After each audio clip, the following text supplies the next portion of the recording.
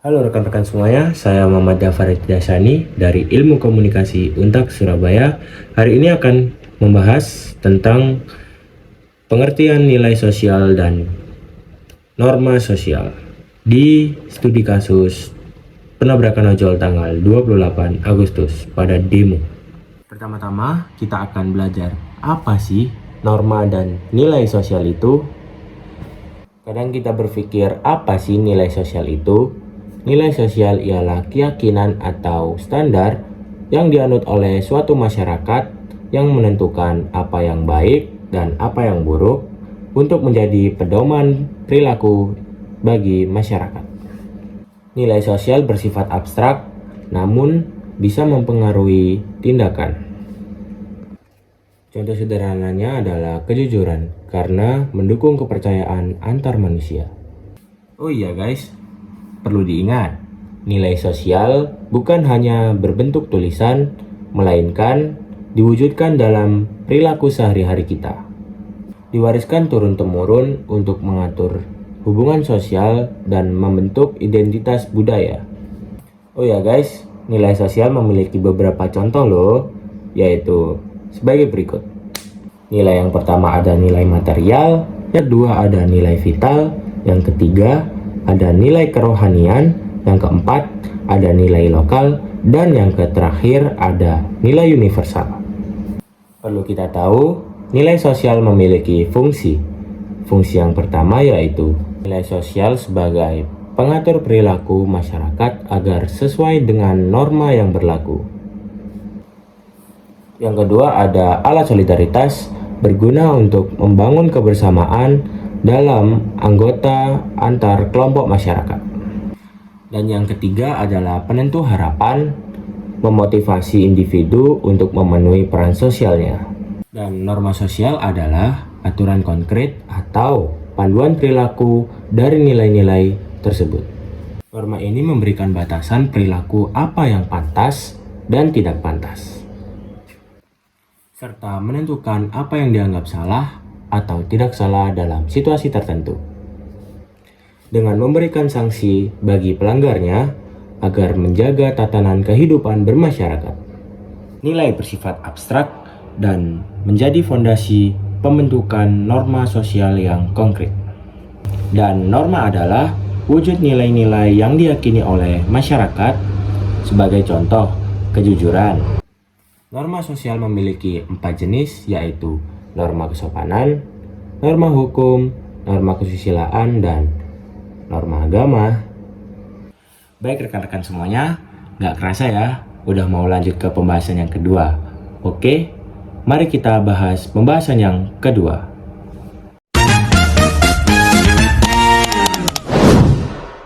Baik rekan-rekan semuanya, kita akan membahas hubungan nilai dan norma sosial pada kasus penabrakan ojol oleh aparat kepolisian pada demo tanggal 28 Agustus 2025. Kasus ini mencerminkan pelanggaran nilai sosial, yaitu keadilan, tanggung jawab, dan nilai empati, di mana aparat yang seharusnya melindungi rakyatnya malah menyerang atau melakukan tindakan brutal seperti menabrak saudara kita Afan Kurniawan dan memukul barisan para pendemo, melakukan tindakan anarkis, dan lain-lain.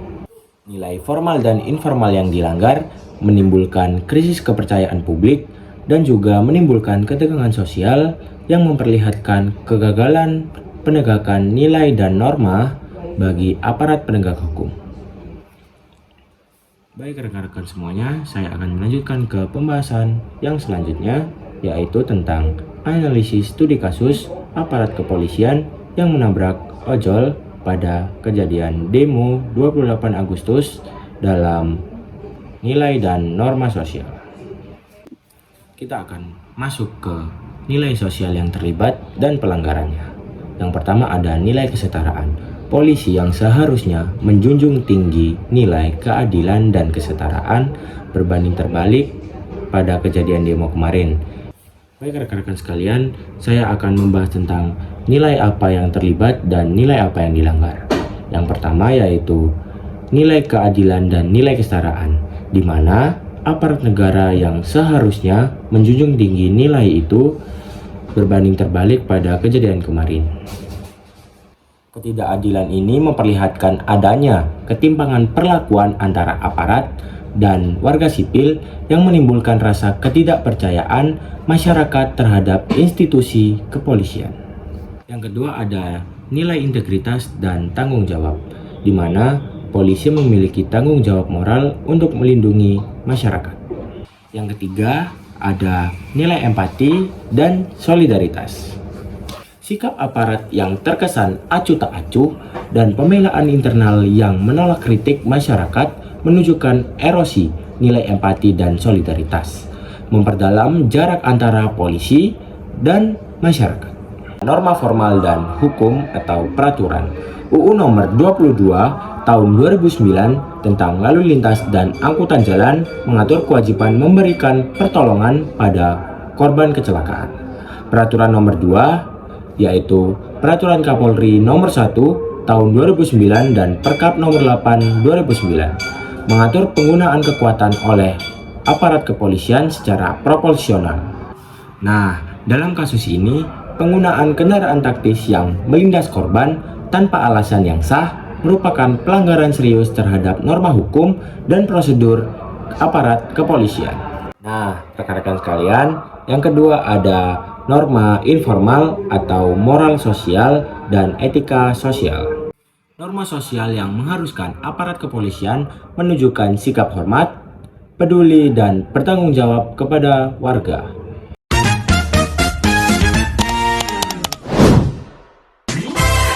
Dampak pelanggaran nilai dan norma yang pertama yaitu krisis kepercayaan publik. Pelanggaran nilai dan norma ini memperburuk citra kepolisian yang sudah rendah kepercayaannya, memicu kemarahan dan kesedihan masyarakat. Survei menunjukkan tingkat kepercayaan masyarakat terhadap polisi sangatlah rendah, yang berpotensi mengganggu stabilitas sosial dan keamanan.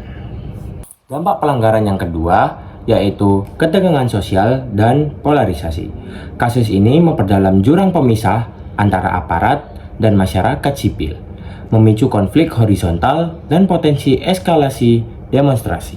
Sikap aparat yang tidak responsif terhadap kritik memperkuat persepsi negatif dan menimbulkan resistensi sosial. Dampak pelanggaran yang terakhir yaitu krisis etika profesi. Tindakan aparat yang melanggar kode etik dan norma profesi menunjukkan betapa perlunya reformasi menyeluruh dalam institusi kepolisian. Yang selanjutnya yaitu penegakan kode etik yang lemah dan sanksi yang tidak tegas memperkuat budaya impunitas. Baik, pembahasan selanjutnya adalah kesimpulan. Kesimpulan dari kasus polisi menabrak pengemudi ojol pada demo 28 Agustus 2025 merupakan pelanggaran serius terhadap nilai-nilai sosial fundamental seperti keadilan, tanggung jawab, dan empati, serta norma formal dan informal yang mengatur perilaku aparat kepolisian. Pelanggaran ini menimbulkan krisis kepercayaan dan ketegangan sosial yang berpotensi mengancam kohesi sosial dan demokrasi. Reformasi institusional dan penegakan etika profesi yang tegas sangat diperlukan untuk mengembalikan kepercayaan masyarakat yang menegakkan nilai dan norma sosial yang sehat.